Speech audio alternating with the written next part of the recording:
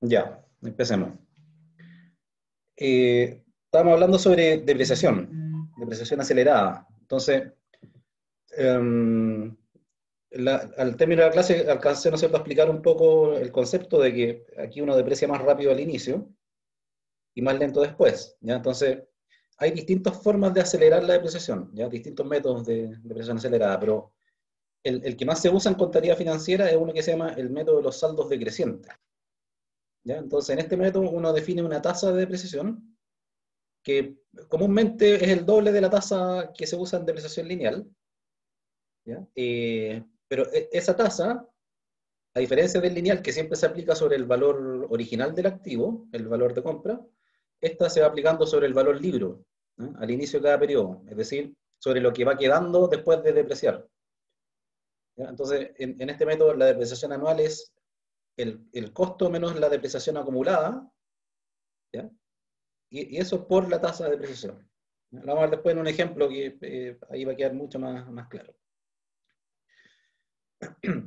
¿Ya? Y después hay una depreciación por unidades de producción, ¿ya?, que se utiliza sobre todo en la maquinaria, en los vehículos, ¿ya?, en donde uno define la vida útil en función de las unidades que puede producir el activo, ¿no? Por ejemplo, los kilómetros que puede recorrer un camión, ¿ya?, o las unidades que puede procesar una máquina. Entonces aquí lo que uno hace es definir en vez de una depreciación por año, una depreciación por unidad, ¿ya? Entonces, y eso sería el valor a depreciar, o sea, lo que nos costó el activo menos el valor residual, que como les digo, normalmente es cero, y eso dividido por el número de unidades que puede producir el activo. Entonces, la depreciación anual, lo que deprecia en cada año va a ser la depreciación por unidad por el número de unidades que se produjeron.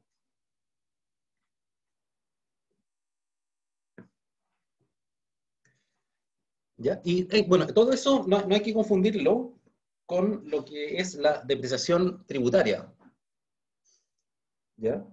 Eh, a propósito, ¿vieron el discurso o sea, no el discurso, sino que el debate de Trump con Biden? ¿No? Ya, porque era para ilustrar nomás el concepto, porque generalmente cuando a Trump le preguntan por qué paga tan poco impuesto, él habla de la depreciación acelerada, ¿ya? Yo lo escuché en el discurso de la elección anterior, en un debate anterior, que dijo que él amaba la depreciación acelerada, ¿ya? Ahora, ¿por qué? ¿Ya?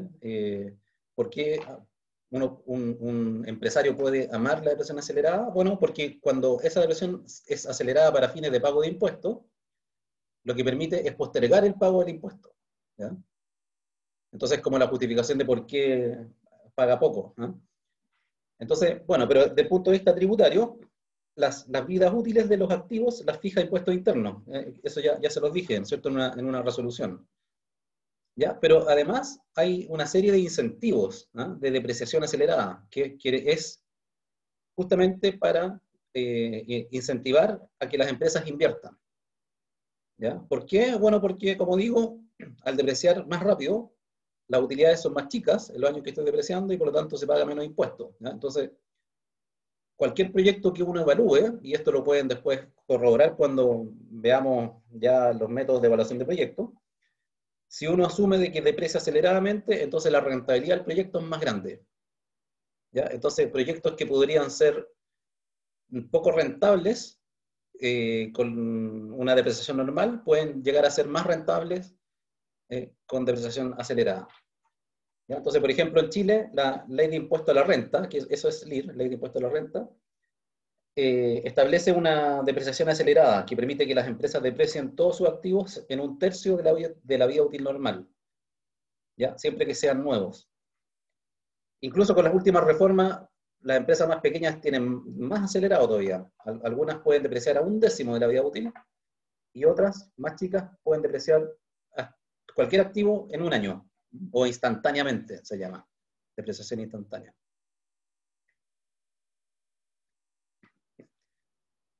Ya, entonces veamos un ejemplo.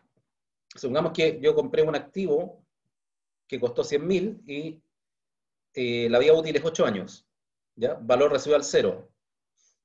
¿Ya? Entonces, cuando uno aplica método de depreciación lineal, significa simplemente que yo los 100.000 menos 0, que es el valor residual, o sea, 100.000, lo divido por 8. ¿Ya? Entonces, eso me da 12.500. Entonces, todo el año voy a depreciar 12.500.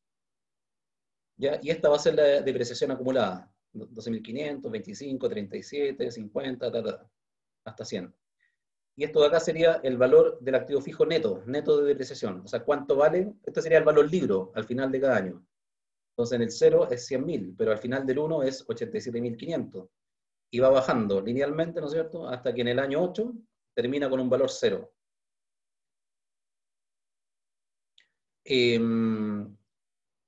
Ojo, cuando hicimos el ejercicio del balance, ¿no es cierto?, yo dije, se acostumbra a mostrar en el balance el valor bruto menos la depreciación acumulada, ¿no es cierto? Entonces, por ejemplo, si estoy en el año 5, lo más probable es que en el balance vea, hay dos opciones, ¿no es cierto? En general, ahora los balances con IFRS muestran directamente este número, 37.500, activo fijo neto. Pero es muy común que se muestre activo fijo 100.000 y debajo depreciación acumulada menos 62.500. ¿Ya? Y eso te da el neto de 37.500. ¿Ya? Y en el estado de resultado, el gasto del año es este nomás. ¿Ah? Es la cuota del año, 12.500.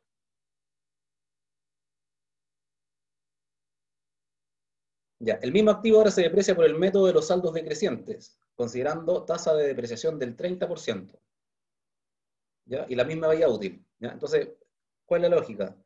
Siempre voy a depreciar el 30% del valor neto del activo. Entonces, en el año 1, el valor neto inicial es 100.000. Entonces, deprecio el 30, o sea, 30.000. Y la depreciación acumulada es 30.000. Y el activo me queda en 70. Entonces, en el año 2 voy a depreciar el 30% de 70, que sería 21. Y por lo tanto, la acumulada sería los 30 de antes más 21, 51. ¿Ya? Y por lo tanto, el valor neto del activo va a quedar en 49. Y al año 3 voy a depreciar el 30% de 49, o sea, 14.007, y así sucesivamente. ¿Ya? Ahora, con ese método, si uno no le pone un límite, que en este caso son 8 años, podría seguir depreciando hasta el infinito. Claro, al final, cantidades cercanas a 0.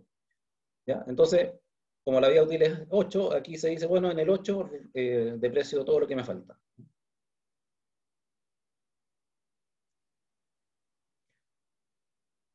Ya, y veamos el tema este de la depreciación tributaria, ¿no? Aquí quiero ilustrar nomás por qué uno dice que es beneficiosa la depreciación acelerada para fines tributarios. Entonces, el mismo activo, aquí estoy mostrando con depreciación normal y con depreciación tributaria acelerada. ¿Ya?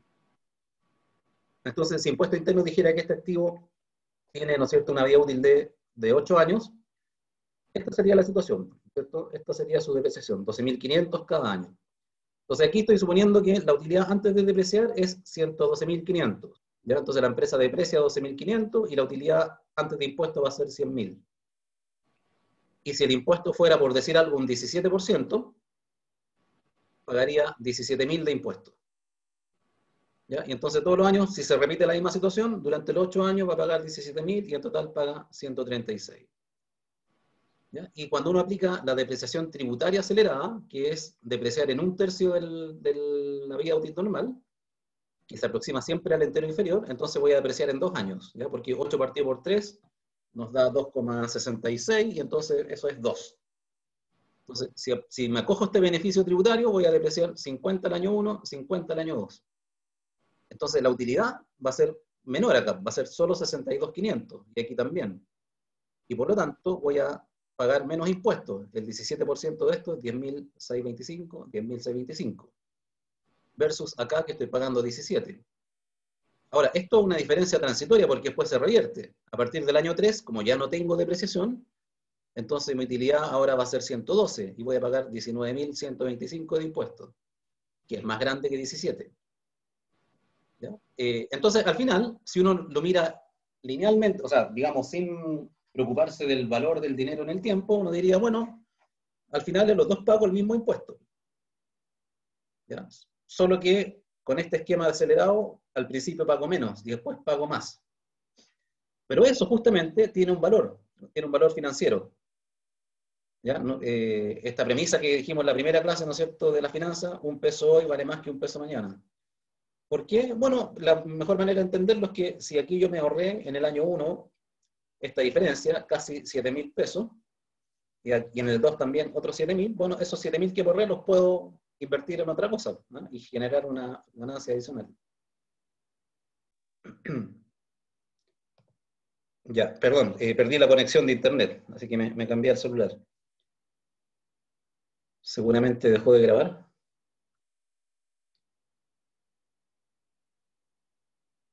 Ah, no está grabando. Está grabando.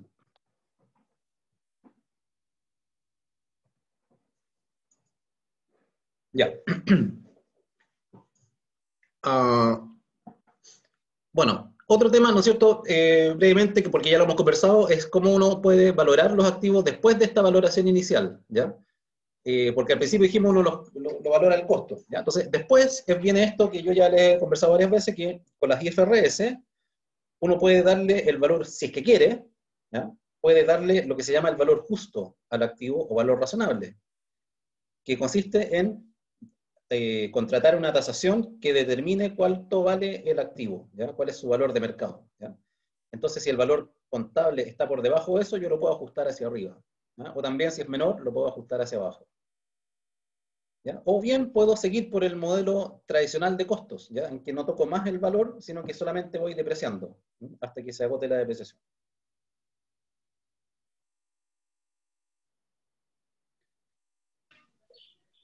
Otros temas relevantes con el activo fijo. Eh, hay tres conceptos, ¿ya? Que son relevantes. Lo que se llama el grado de consolidación, el grado de funcionalidad y la materialidad o inmaterialidad del activo, ¿ya? Entonces, grado de consolidación es un concepto que se refiere a la tendencia a la liquidez, ¿ya?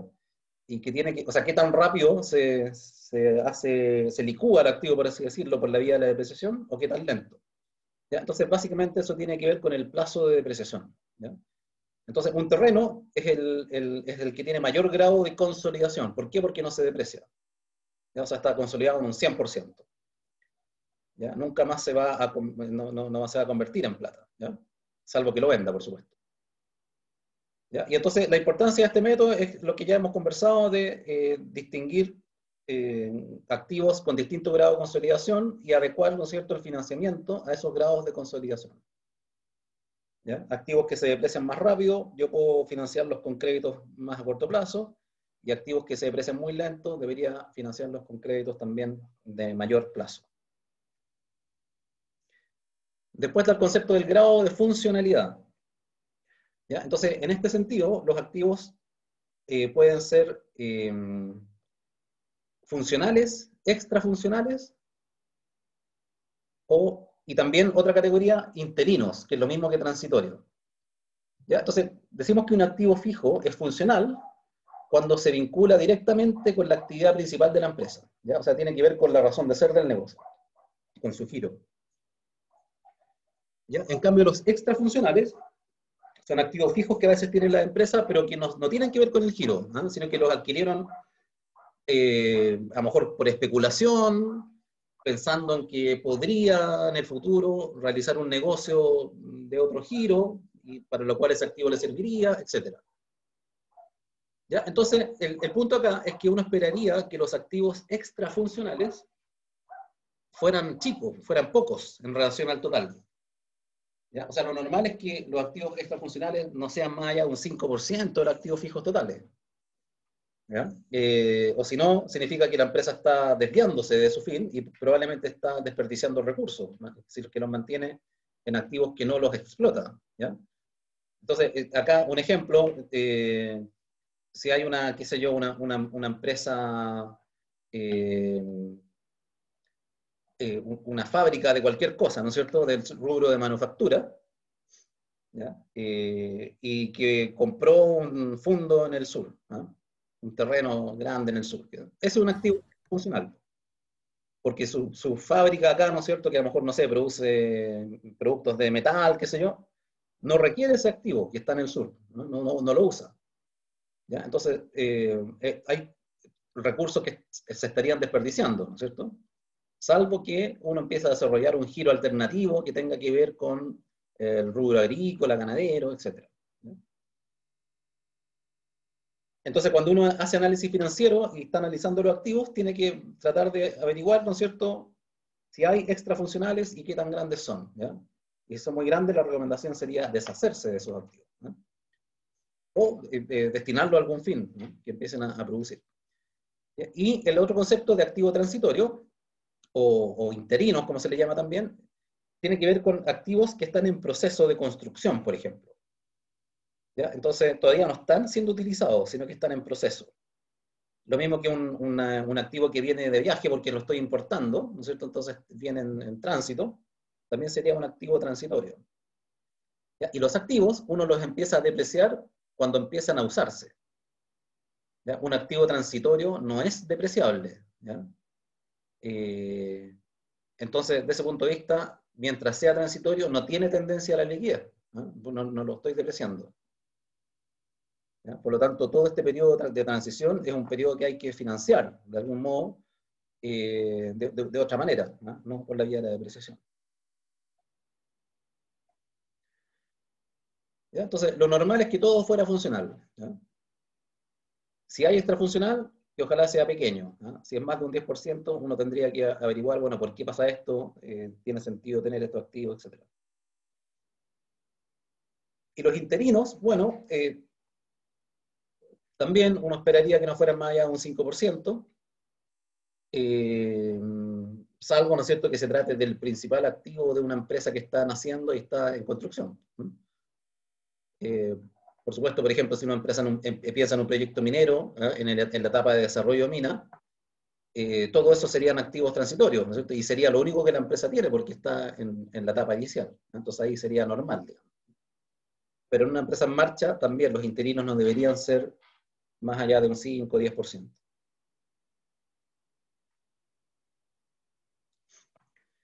Y la materialidad o inmaterialidad, ¿no es cierto?, tiene que ver con si los activos son tangibles o intangibles. ¿Ya? Y entonces ya sabemos que los intangibles son cada vez más importantes. ¿Ya? Pero también plantean un desafío desde el punto de vista financiero, porque, por ejemplo, frente a la posibilidad de endeudarse de una empresa, ¿no es cierto?, de apalancarse, como se dice, el intangible difícilmente se le asigna valor, digamos, por ejemplo, por parte de un banco, ¿no es cierto? Eh, entonces, por eso se dice que son activos que se diluyen cuando la empresa tienen problemas, ¿ya? O sea, es como que muchos de ellos tienen valor mientras la empresa está en funcionamiento, pero cuando empieza con problemas, ese activo pierde valor, ¿no es cierto? Y tampoco puede servir para garantizar un crédito, por ejemplo, ¿no?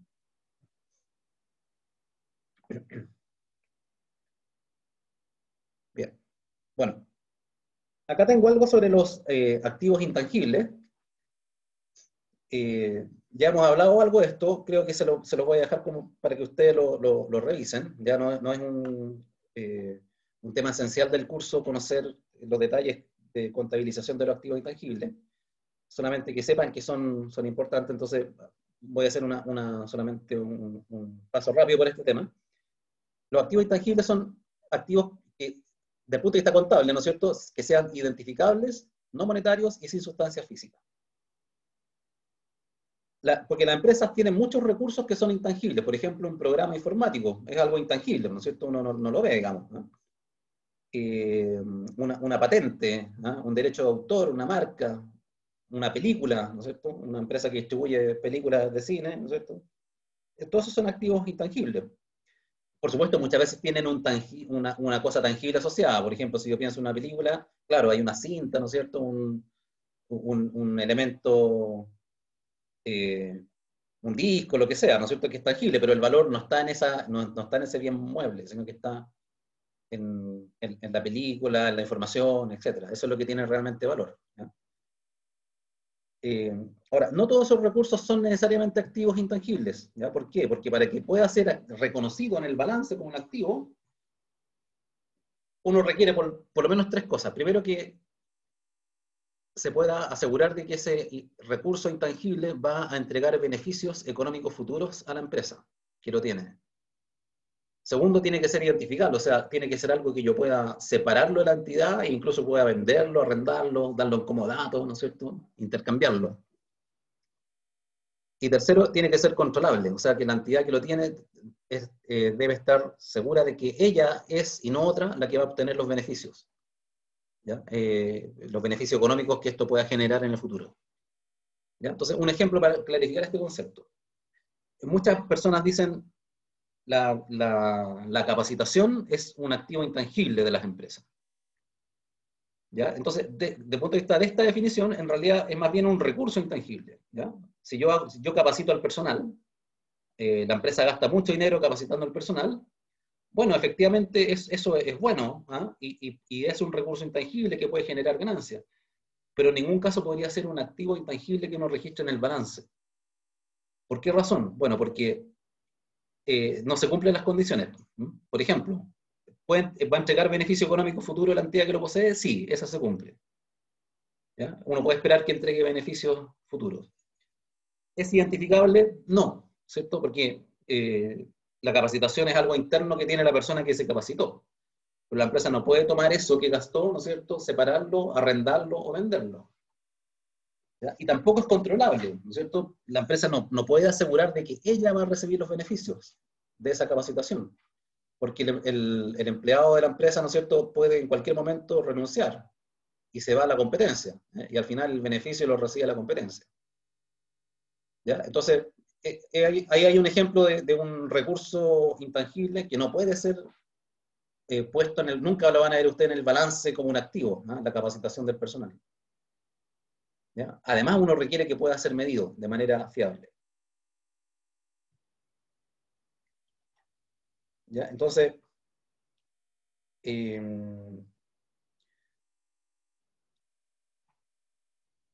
¿cuándo se valora un activo? ¿Ah? El activo intangible o cuándo se contabiliza como un activo.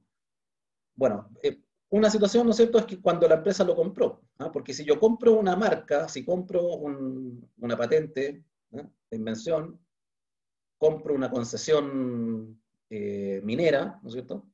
Bueno, entonces ahí adquiero los derechos y tengo un valor representativo de eso, que me permite ponerlo en el balance, ¿no es cierto? Y si compré una marca, entonces se cumplen estas tres condiciones. Va a entregar beneficio económico futuro, por algo la compré. De hecho, si después pensara que no, tendría que eliminarlo, ¿no?, o amortizarlo completamente. Es identificable, la compré, ¿no es cierto? Puedo venderlo, arrendarlo, y es controlable. Yo soy el dueño de la marca, así que yo voy a recibir los beneficios que eso tenga. ¿No? Entonces, ese es un criterio o una situación en donde uno puede registrar un activo, cuando lo compra, cuando paga por él.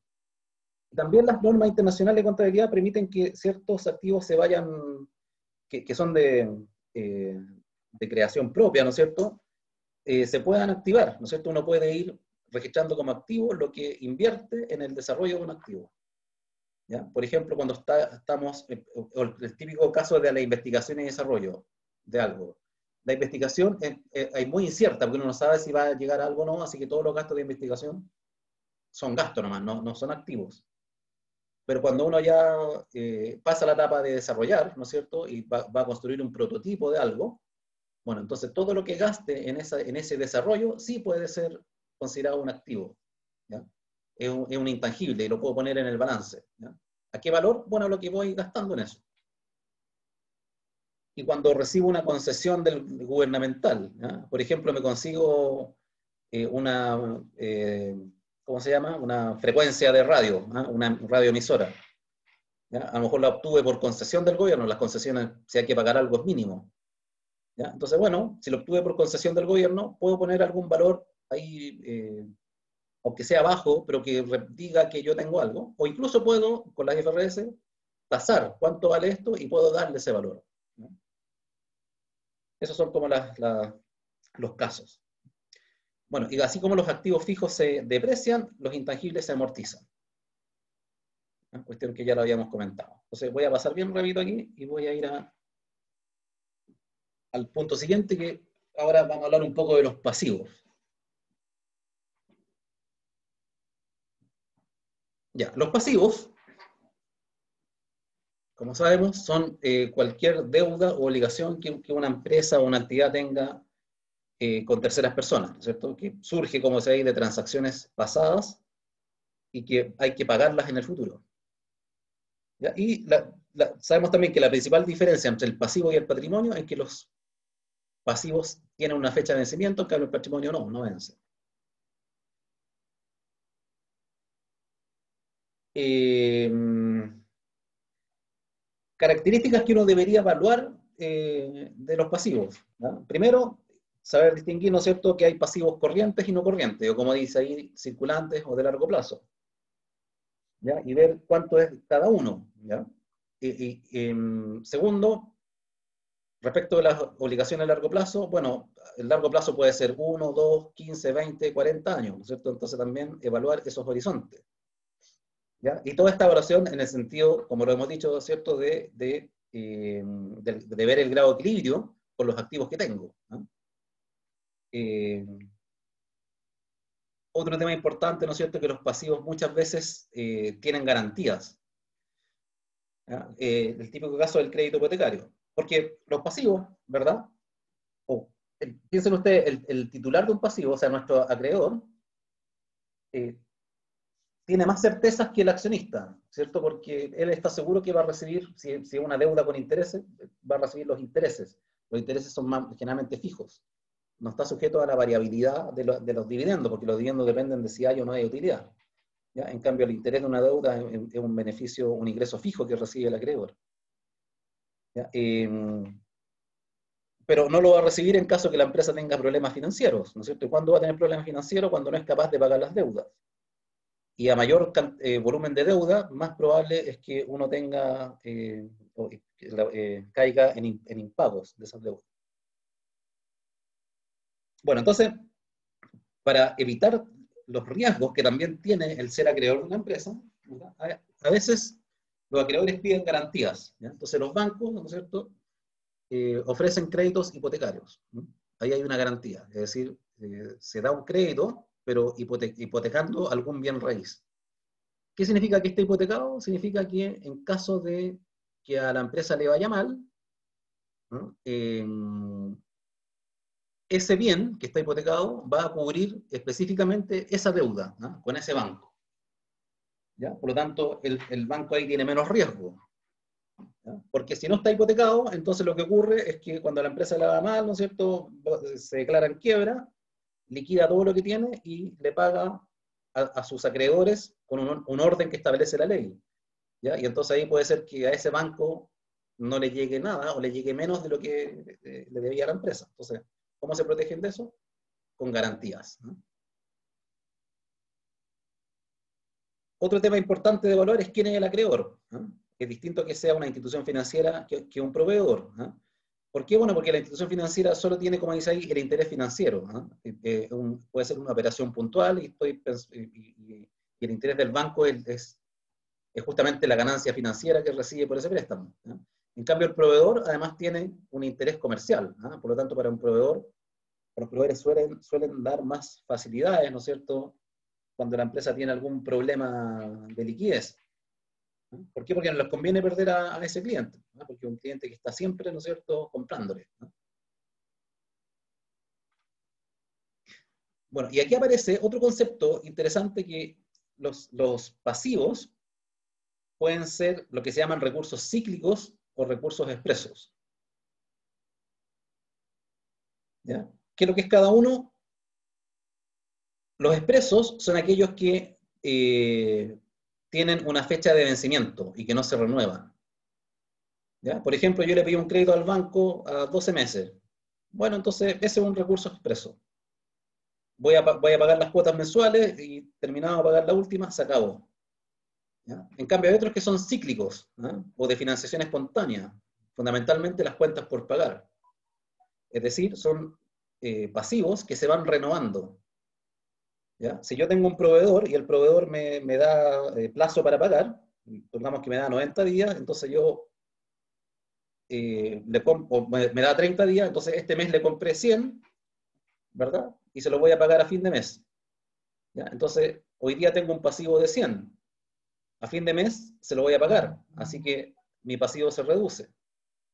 Pero como sigo produciendo, voy a tener que comprar de nuevo. ¿Ah? Entonces, nuevamente, le voy a comprar 100 y voy a tener de nuevo un pasivo de 100. ¿Ya? Entonces, cuando yo tengo un proveedor que me da crédito y yo le compro regularmente, entonces es como que todo el tiempo voy a mantener un pasivo, ¿ah? Cuenta por pagar, de un monto similar, ¿ah? En función de lo que esté comprando. ¿Ah? Entonces, desde ese punto de vista, se dice que estos pasivos cíclicos que se renuevan automáticamente se parecen mucho al patrimonio, ¿no? Al pasivo no exigible. ¿Ya? Es como un pasivo que siempre tengo ahí y se va renovando automáticamente. Y solamente desaparece cuando la empresa cierra, ¿no? Ese es el concepto.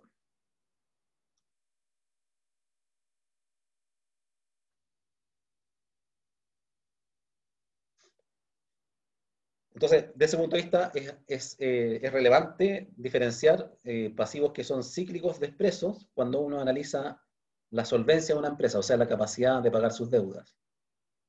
¿Ya? Justamente porque cuando son cuando son pasivos expresos, tienen una fecha de vencimiento que es real, digamos, ¿no es cierto? Que va a haber que cumplir con ese pago. En cambio, el expreso, claro, vence también, pero mi proveedor me va a dar crédito automáticamente, ¿no? Por lo tanto, es casi como que yo mantuviera, supongamos si yo tengo un proveedor que me vende a 30 días, es casi como que yo mantuviera eternamente un pasivo equivalente a lo que compro de insumos cada 30 días.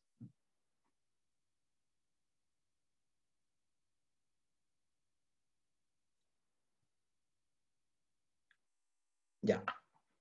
Otro tema de los pasivos que tienen que conocer, ¿ya? Es el de pasivos estimados y pasivos contingentes.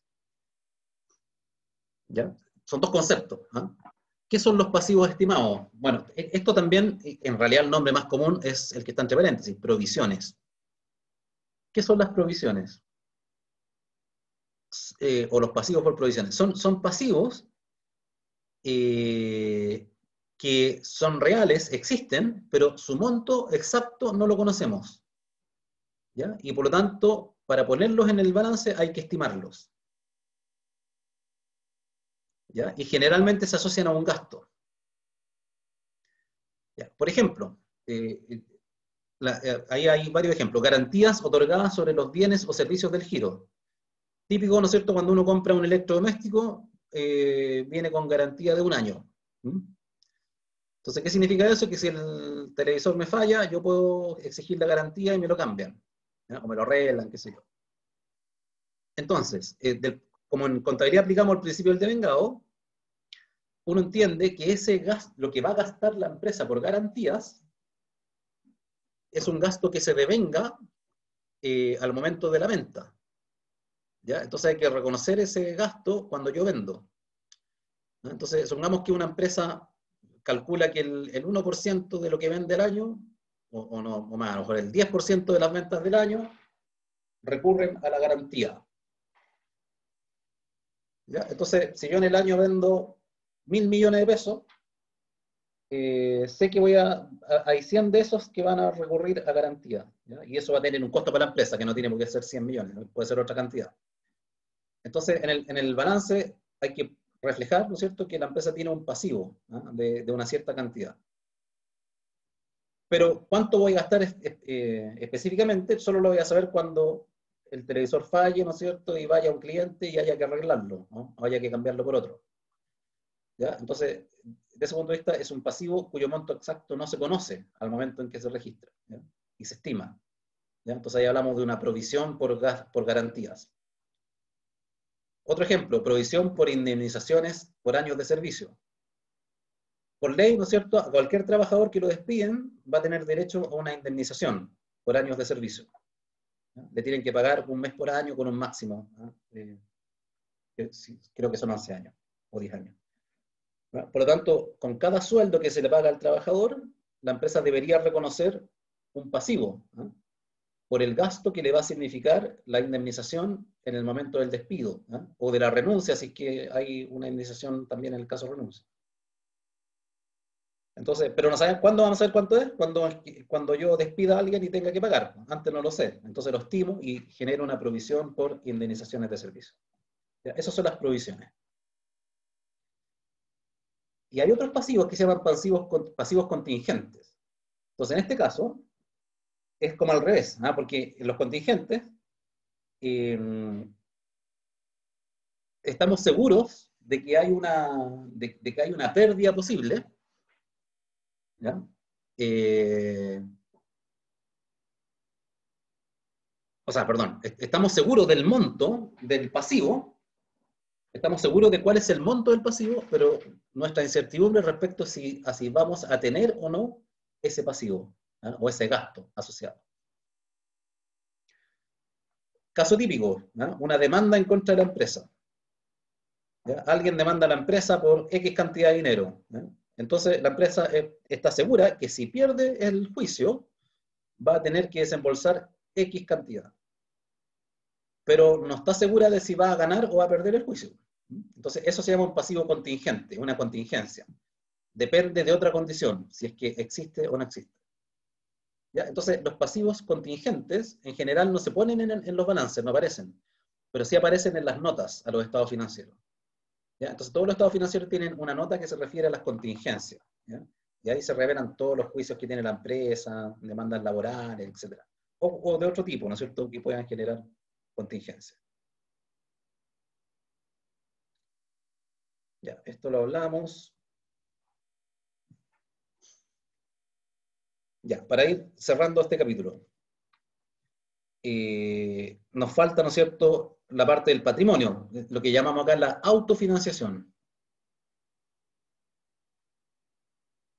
¿Ya? Entonces, así como podemos financiar activos con pasivos, también los podemos financiar con patrimonio o con autofinanciación.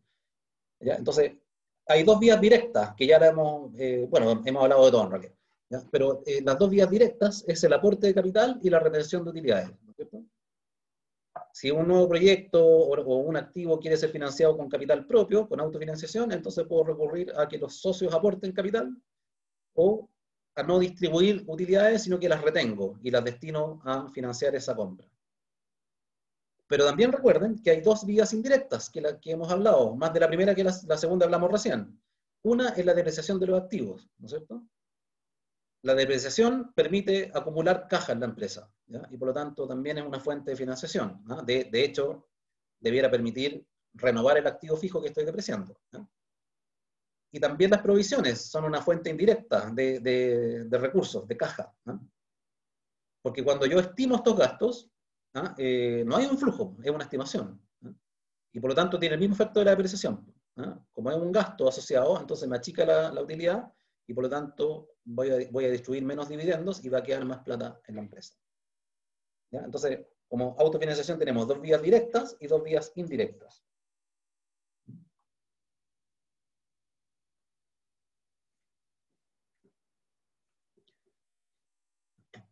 Bueno, el análisis financiero se suele hacer mediante los llamados ratios. ¿Ya?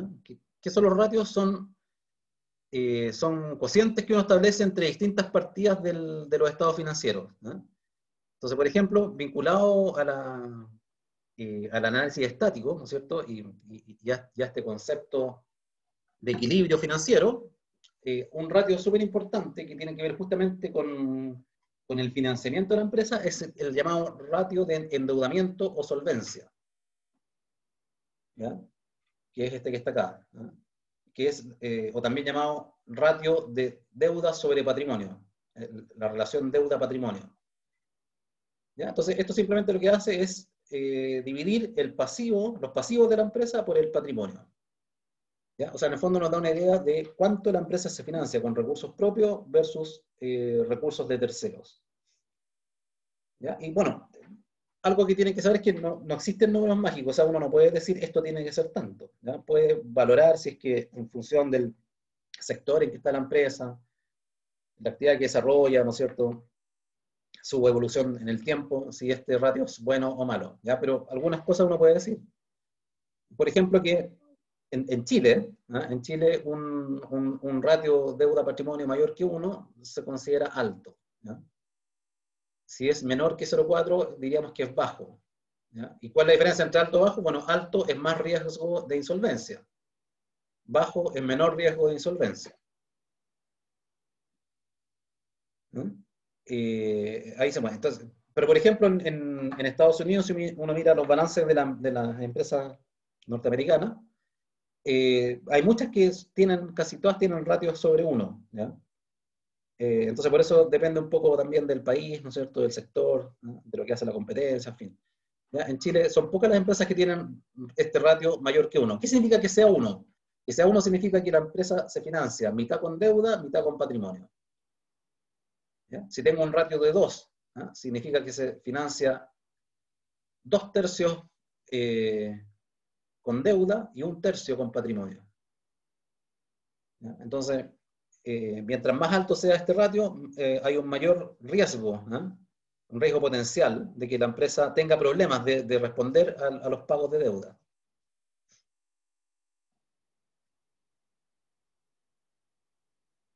Otros ratios que se utilizan aquí para medir endeudamiento o solvencia es la razón de estructura de deuda. ¿Ya? Ahora, nos concentramos en el pasivo. ¿Cuánto es de largo plazo respecto del total? ¿Ya? Pasivo de largo plazo sobre pasivo total.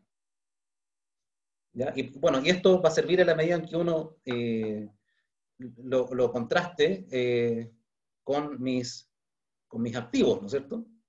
¿Ya? Esta lógica que decíamos que uno quiere que el activo corriente sea más grande que el pasivo corriente. ¿Ya? Y otro ratio súper importante es la razón de cobertura de intereses. ¿Ya? ¿Qué es lo que dice este ratio? En el fondo este es como un predictor de si la empresa va a ser capaz de pagar los intereses de la deuda al menos, ¿no es cierto? O de ir cumpliendo con los compromisos de la deuda. ¿Ya? Entonces, este ratio dice resultado, o sea, la última línea del estado de resultado, más los gastos financieros, que recuerden que los gastos financieros son los intereses que la empresa paga por sus deudas, dividido por los gastos financieros. Entonces, ¿qué es lo que nos está diciendo este ratio? Nos dice, bueno, con lo que gana la empresa, antes de restar los gastos financieros, con lo que gana antes de restar los gastos financieros, ¿cuántas veces puede cubrir esos gastos financieros?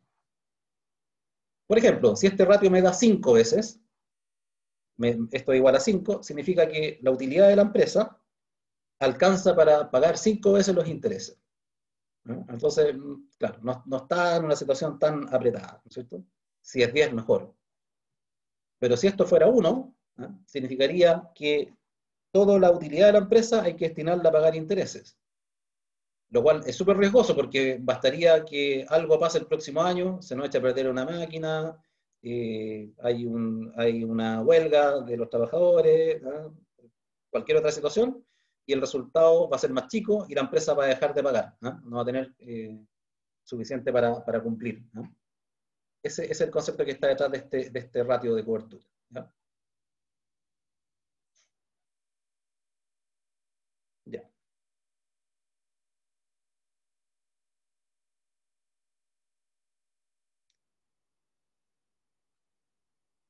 ¿Alguna pregunta?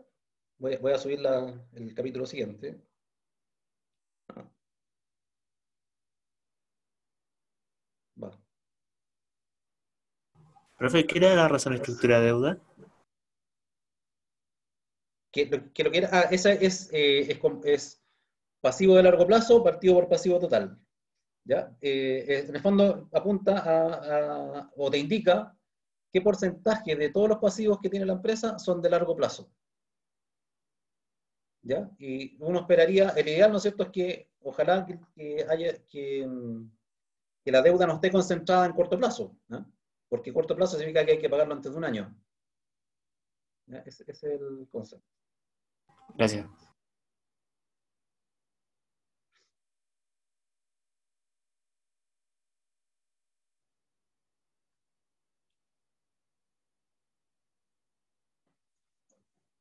Ya.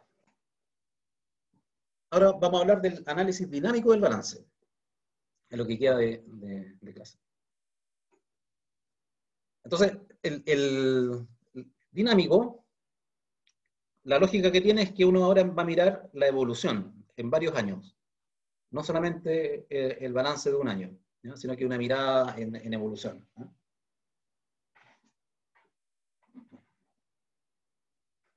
Entonces, lo que queremos ver acá es tener, como dice ahí, una visión general de las tendencias, ¿no? O de los cambios de tendencia, ¿no? En la estructura del balance. ¿Ya? En el fondo, qué activos son los que están creciendo, cuáles se están reduciendo, y respecto al financiamiento, ¿no? Cómo se han financiado esos aumentos de activos, ¿no es cierto? O qué pasivos se han reducido, ¿no? Si ha habido aumento de capital, en fin, ¿no? Esto me lo voy a saltar, un ejemplo. ¿Ya? Entonces, acá lo importante es que hay una herramienta que usamos para esto que se llama el cuadro de origen y aplicación de fondos. ¿Ya? Que lo van a entender al tiro, es muy sencillo. Este cuadro también se llama, tiene otro nombre, cuadro de fuentes y empleos. ¿Ya? Entonces lo que hace es comparar dos balances, ¿no? De diferentes años y ver las diferencias entre dos balances. ¿Ya? Y hay un ordenamiento que vamos a ver enseguida para poder interpretar esas diferencias. ¿Ya? Pero a través de este cuadro de origen y aplicación de fondos, lo que uno quiere responder es, bueno, ¿en qué ha invertido la empresa? ¿Ya? ¿Cuáles son las inversiones que ha realizado la empresa? ¿Y cómo las ha financiado? ¿Ya? Eso es lo primero. ¿En qué invirtió y cómo financió esa inversión? ¿Ya? Y después, si nos metemos dentro, ¿no es cierto? Bueno, pero esa financiación es de corto o de largo plazo, ¿ya? ¿Y cómo cuadra eso con las inversiones? ¿No? Si las inversiones son de corto plazo, está bien, ¿no? Pero si son de largo plazo y las financiamos con corto plazo, problema, ¿ya? En definitiva, como dice acá la última pregunta, queremos ver si hay un adecuado equilibrio entre lo que la empresa invierte y cómo financia esa inversión.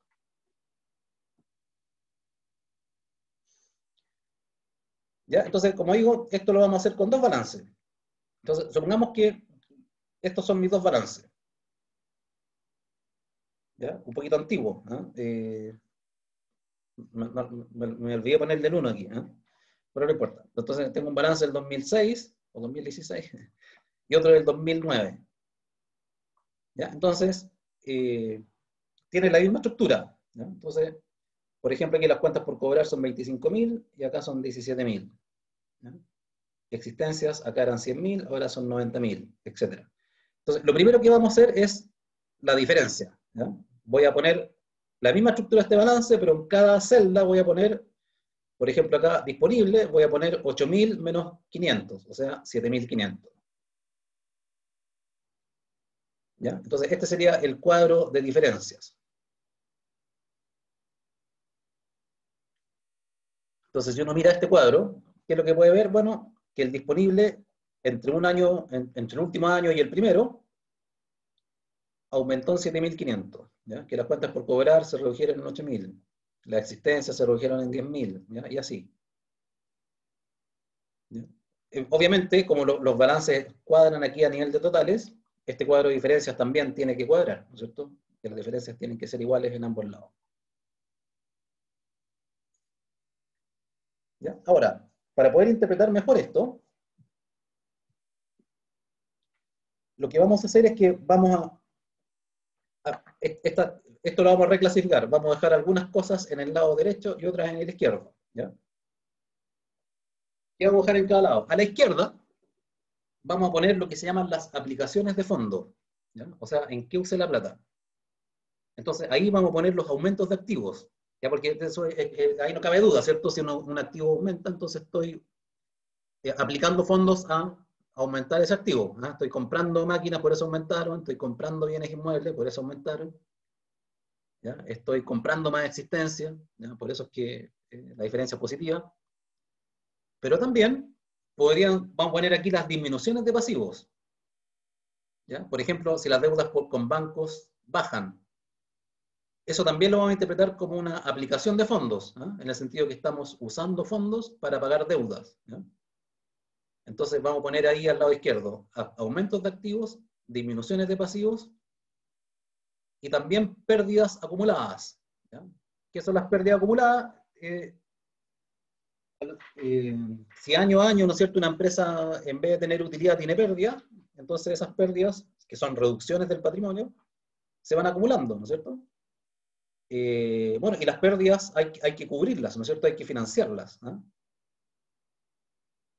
¿Ya? Ese es el sentido, ¿ya?, de poner las pérdidas acá. Y a la derecha vamos a registrar los orígenes de los fondos. O sea, de dónde saqué la plata para comprar más activos, para pagar pasivos y para cubrir pérdidas. ¿De dónde salió esa plata? Entonces, esa plata puede salir de aumentos de pasivos. Entonces vamos a poner al lado derecho los aumentos de pasivos, ¿no? A lo mejor me endeudé más con los bancos, ¿no? Le pedí más crédito a mis proveedores, en fin. También vamos, bueno, aquí también podría estar, por supuesto, la empresa hizo, o los socios hicieron más aporte de capital. Vamos a poner también las disminuciones de activos, ¿ya? Puede ser que la empresa haya vendido activos para financiar esto. Ideal si vendió activo extrafuncional. No hay problema con eso. Es buena política vender activo extrafuncional para financiar otros activos productivos, ¿ya? O depreciación acumulada, también lo pondríamos al lado derecho, ¿no es cierto? Porque la depreciación, como sabemos, es una fuente de recursos. Entonces, los aumentos en depreciación. Entonces, si hago ese ordenamiento, va a quedar esto, ¿ya? Entonces, ¿qué es lo que pusimos acá como aplicaciones? Bueno, el disponible que aumentó, activo que aumenta, cuentas por pagar, este es un pasivo que disminuye, ¿ya? 5.000. Terrenos, un activo que aumenta. Construcción, otro activo que aumenta. Maquinaria y equipo, otro activo que aumenta. Y pérdidas acumuladas, ¿ya? Entonces mis aplicaciones fueron 98.500. ¿Y cuáles fueron los orígenes de fondos? Bueno, aumentaron las obligaciones con bancos de corto plazo, un pasivo que aumenta. Aumentaron las cuentas por cobrar, ¿eh? Perdón, se redujeron las cuentas por cobrar, un activo que disminuye. ¿Cómo interpreto eso? Bueno, la empresa a lo mejor redujo los plazos que le da a los clientes para disponer de más recursos, ¿no? Entonces es una fuente de fondos, ¿no? Si antes le vendía a mis clientes a 90 días, a lo mejor ahora le vendo a 30 nomás, ¿no? Entonces mis cuentas por cobrar se redujeron. Y eso me significó contar con más fondos, ¿no? Existencias, otro activo que se reduce, ¿no? También un origen de fondo. Obligaciones con bancos, un pasivo que crece. Provisiones, capital aportado también creció. Depreciación acumulada, ¿ya? Entonces todo esto suma 98.000. ¿Ya? Entonces, lo que dice este cuadro es, bueno, la empresa aplicó fondos a todo esto, ¿ya? O sea, en el fondo, lo que la empresa hizo fue comprar maquinaria, construir, compró un terreno, aumentó su plata en el disponible, pagó cuentas por pagar, cubrió pérdidas, ¿ya? A eso destinó los fondos. ¿Y de dónde sacó plata para eso? Bueno, se aumentó sus obligaciones con banco de corto plazo, vamos por lo más obvio, aumentó el capital de los socios, aumentaron las obligaciones con banco de largo plazo, y también redujo su nivel de existencia, o sea, operó con menos existencia, operó con menos cuentas por cobrar, provisionó, lo cual también es equivalente a la depreciación, y depreció, ¿no? Esos son los orígenes. ¿Ya? Entonces, cuando uno hace este análisis, tiene que concentrarse en lo más importante, ¿ya? Entonces, si yo hiciera un análisis de origen y aplicación de fondos, ¿en qué me concentraría? Diría, bueno, la empresa aplicó fondos o invirtió, ¿no es cierto?, en estas tres cosas. Construcciones, maquinaria de equipo y cubrió pérdidas de años anteriores. ¿Y cuáles fueron sus principales fuentes de financiamiento? Bueno, aporte de capital de los socios, obligaciones con bancos de largo plazo y obligaciones con bancos de corto plazo, ¿Ya? Bueno, y aquí son todos los números más o menos importantes y depreciación acumulada a 15.000. ¿Ya? Para estar ahí. ¿Ya? ¿Qué es lo que dice acá? La empresa ha invertido principalmente en activos fijos y en cubrir pérdidas. Y estas aplicaciones se financiaron principalmente con aporte de capital, deudas de corto y largo plazo y depreciación del activo fijo. ¿Ya? Ese sería el análisis. Uy, ya son las 4. Ya. ¿Alguna pregunta?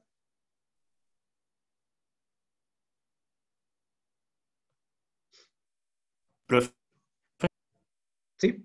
el, por ejemplo, en el análisis, el de, ¿cómo se dice? De origen y aplicación, se pone de forma general como el dónde se puso, como por ejemplo, cuando puso maquinaria en un estado financiero se pondría como más específico y la aplicación es como, o siempre lleva. Pero es que te dejé de Ah, escuchar. siempre llevan el mismo nombre, cosas así, o se van como generalizando. No, mira, los nombres son lo de menos. Al final uno va a respetar los nombres que tengan los estados financieros que uno esté analizando. ¿Ya? Ah, ya. Lo que uno tiene que tratar es que la interpretación que haga, haga sentido, digamos, ¿no? Porque, por ejemplo, si yo tengo unos estados financieros en donde la mayor desagregación es activo fijo, claro, a lo mejor es una desagregación es muy poca desagregación. Yo quisiera separar ese activo fijo, ¿no? ¿Dije? Pero en general uno trabaja con los nombres que están en los estados financieros, ¿no? Ah, ya, a ver, ya entendí. Gracias. De nada. Ya entonces, si no tienen más preguntas, entonces nos veríamos el lunes. Gracias, profe, chau. Chao, Chao, profe, gracias. que estén Chao, bien. profe, gracias. Chao, Chao, profe. chao, Chao, chao. profe, Profe, gracias. que tenga buen fin de semana. Gracias. Ustedes también. Gracias.